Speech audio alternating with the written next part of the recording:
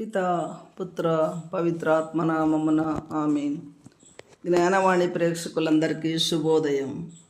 ఈనాటి సువిశేష పఠనం దేవుడు ప్రేమ స్వరూపుడు అని మనకు ఉద్బోధిస్తుంది.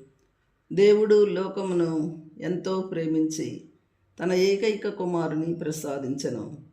ఆయనను విశ్వసించు ప్రతివాడును నాశనము చెందక నిత్యజీవము పొందుటకై అట్లు చేసెను. నిజమైన ప్రేమికులు తమ సమస్తాన్ని వారు ప్రేమించే వారి కొరకు త్యాగము చేయటానికి సిద్ధపడతారు. దేవుడు మనలను మిక్కిలిగా ప్రేమిస్తున్నాడు. దీనికి రుజువు మన పాపాల పరిహారార్థమై మన రక్షణ నిమిత్తమై దేవుడు తన ప్రియ కుమారుణ్ణి మన కోసము సిలువపై బలిగా అర్పించాడు. ఎంత గొప్ప ప్రేమ మన దేవుని ప్రేమ! మనము ఆయన దరిచేరే వరకు ఆయన విశ్రాంతి నొందడు. తన రక్షణను ఏది అడ్డుకొనలేదు. దేవుడు ఈ లోకాన్ని ఎందుకు ప్రేమిస్తున్నాడు? అది ఈ లోకం గొప్పతనము వలన ఎంత మాత్రమూ కాదు.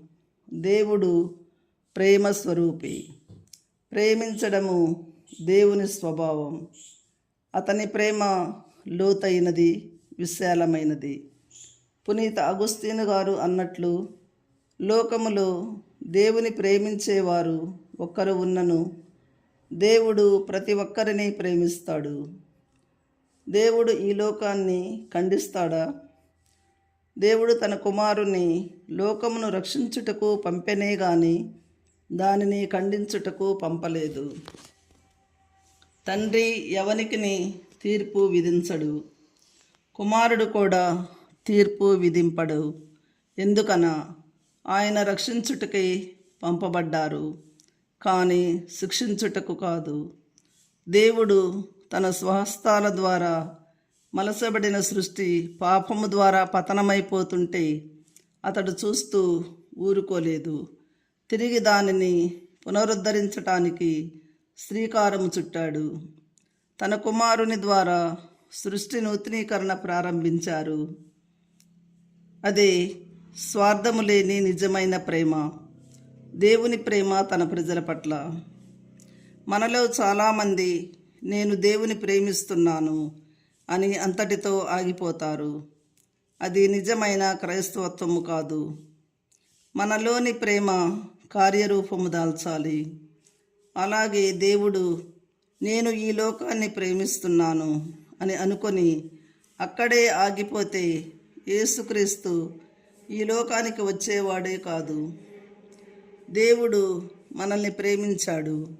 దానికి అనుగుణంగా తన కుమారుని ఈ లోకానికి పంపడం ద్వారా, మనకు రక్షణను ప్రారంభించడం ద్వారా తన ప్రేమ యథార్థమని నిరూపించాడు. ఈనాడు ప్రతి క్రైస్తవుడు, క్రైస్తవరాలు దేవుని పట్ల తనకున్న ప్రేమ యథార్థమని నిరూపించాలి. అంటే మనము విశ్వసించాలి, విశ్వాసానికి అనుగుణంగా జీవించాలి, ఇతరులను క్రీస్తు చెంతకు నడిపించాలి. అంతేగాని నేను దేవుణ్ణి ప్రేమిస్తున్నానని ప్రక్కవాడి కన్నీటిని తుడవలేకపోతే, తోచిన సహాయము చెయ్యకపోతే అది నిజమైన ప్రేమ కాదు. పాపము అనేది ఏ రూపములో దర్శనమిచ్చినా దానిని అసహ్యించుకోవాలి. దుష్టత్వానికి దూరంగా ఉండాలి. దేవునికి దగ్గరగా ఉండాలి. జీవితంలో ఎన్ని పరీక్షలు ఎదురైనా ఆయనను విశ్వసించు ప్రతివాడును నాశనము చెందక నిత్యజీవము పొందును అను మాటను నమ్మి ముందుకు సాగాలి. మనలోని విశ్వాసం క్రియారూపం దాల్చినప్పుడే దేవుని యొక్క ప్రేమలో, సేవలో జీవించగలము. ఆమేన్.